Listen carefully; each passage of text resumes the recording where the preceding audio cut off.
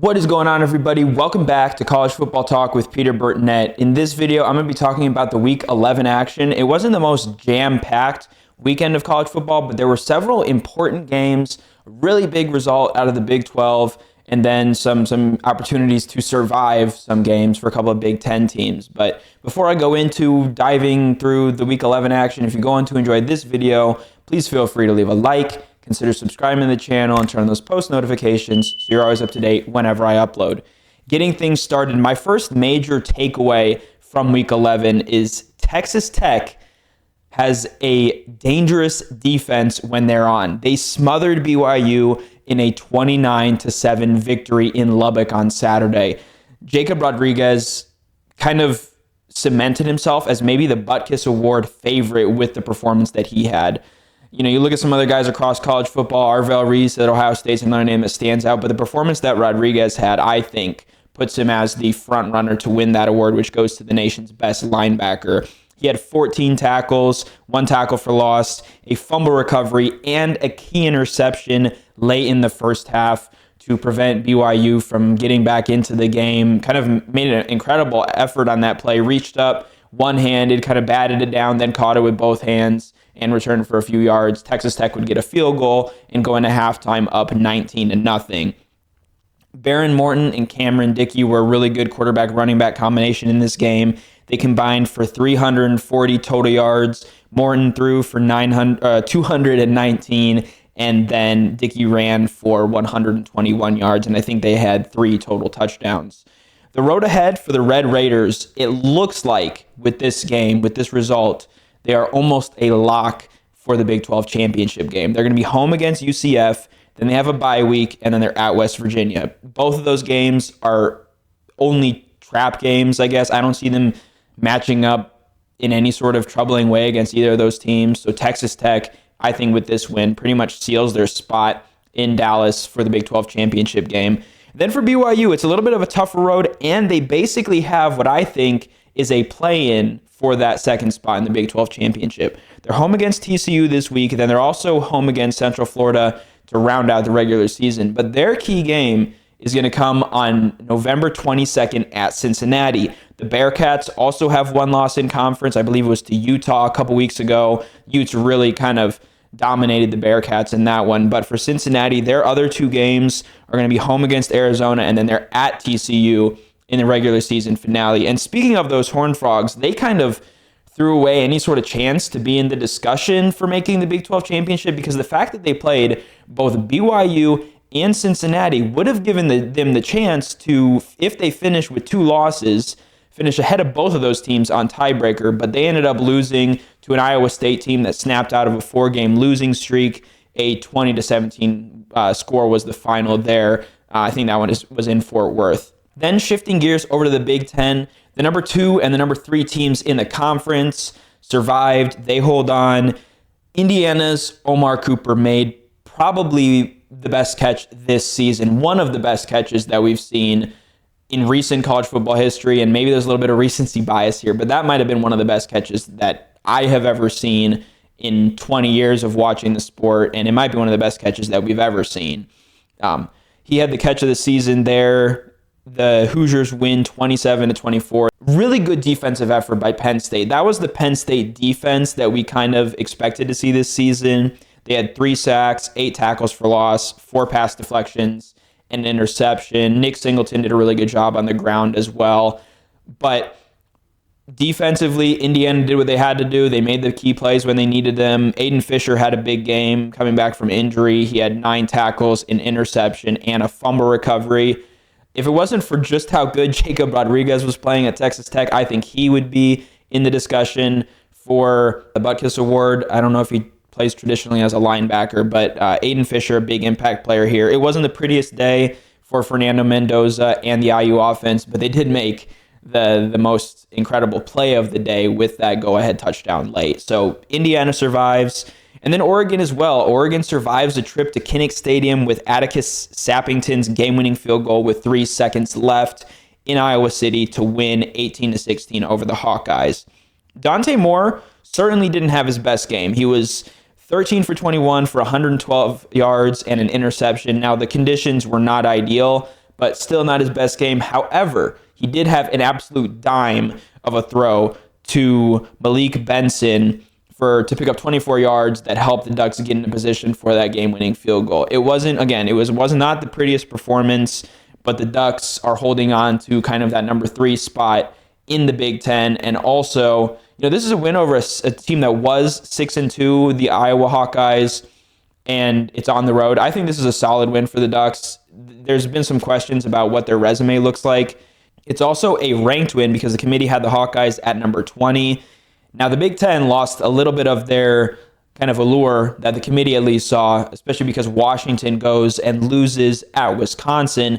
Big win for Luke Fickell. Kind of similar conditions there. I couldn't tell from the broadcast if it was snowing. It was certainly raining very heavy in that game, maybe a little bit of frozen rain or whatever, but good win for the Badgers, bad loss for the Huskies. And for the Ducks, they're going to hope now that Ohio State loses to Michigan, and they're going to need to beat Minnesota, USC, who looked really good against Northwestern on Friday night, and then Washington, who again is kind of spinning after that loss to Wisconsin. So if the Ducks can win out and the Buckeyes lose, I'm not sure of what the tiebreaker would be because obviously they didn't play head-to-head this year, but that would be an interesting thing to keep an eye on because Indiana obviously does own that tiebreaker over Oregon already.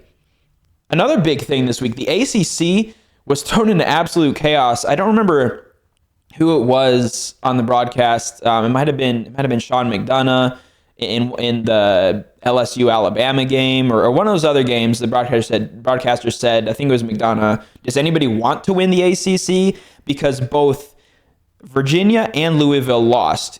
Louisville's loss came at the hands of a really tough Cal team. Their quarterback, I'm going to try to say this right, Jaron Keawe Sagapolutele, hopefully I said that right, led a game-winning touchdown drive in overtime to upset the number 14 Cardinals in Louisville on the road. It's the first ranked win for the Golden Bears in their last 15 games. And then for Virginia, Chandler Morris was hurt in a game against Wake Forest. Louisville's number 14, Virginia falls, and the offense faltered. Danny Kaelin, a guy who I covered here in high school, was not able to kind of get in the flow of things. Now that's hard for a backup quarterback to be thrust into a game like that with the quarterback being injured. We'll see what Morris's status is moving forward because the Cavaliers are still kind of in that race for the ACC title game. But it's also now kind of shifted back in the favor of Georgia Tech. However, while the Yellow Jackets are kind of back in the driver's seat, they have that loss to NC State. And then there's 4 other teams who are all one loss in conference. You've got Virginia, Pitt, and SMU, who are all 5-1. And then you've got Duke, who's 4-1 in the conference, but they just had a loss to UConn on the road. Jim Mora has the Huskies playing incredibly well. They're 7-3 this season. I just think UConn deserves a little bit of a shout out for that win over Duke, who I had as kind of my dark horse in the ACC. They haven't played to that billing at all this year, but that's still a good win. It's been a really solid season for UConn.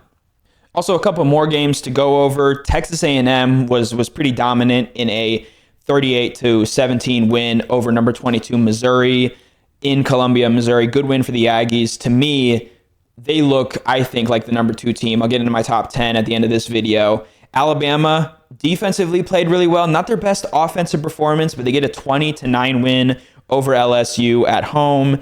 And then Notre Dame just tore apart Jeremiah Love with one of the best games running the ball of the college football season. Big game there for the Fighting Irish as they get a 49-10 win over Navy in what turned into kind of a snow globe atmosphere at the end of that one. All 3 of those teams took care of business, kind of solidified their status as top 10 teams. To me, I know I kind of talked about it in my reaction video to the first college football playoff rankings this season.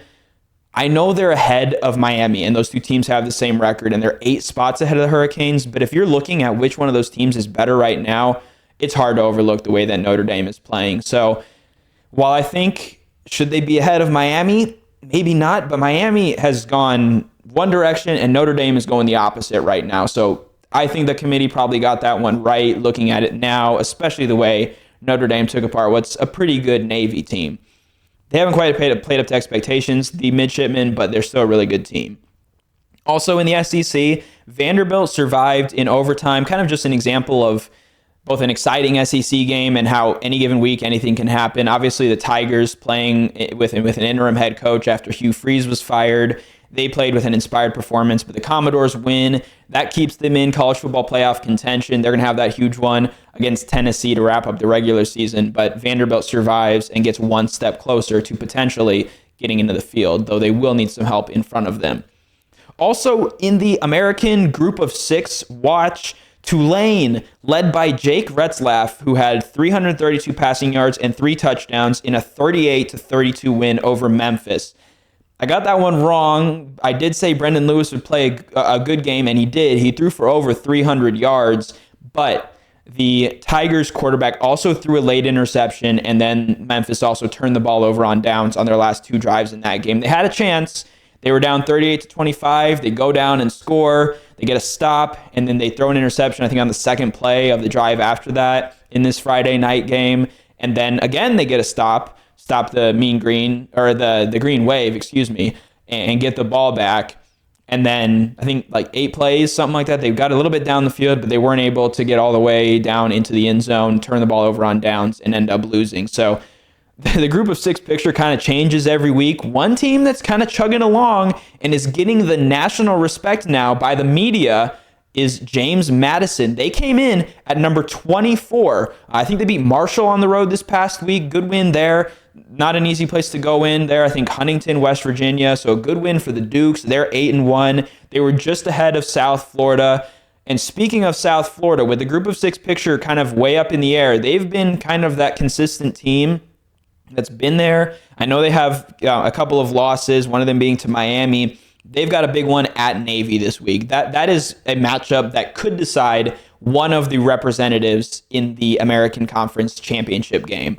I really do think that the winner of that game will lock in a spot. The loser might still have a shot, and obviously if the winner's upset, maybe they don't make it, but I think that's basically a conference championship playing game. Then another interesting game, Memphis at ECU. East Carolina's got a really good quarterback this season. They're 6-3. I think they have 1 or maybe 2 losses in conference play, and then obviously Memphis is going to be looking to rebound in a tough one on the road. Finally, my spotlight on the FCS.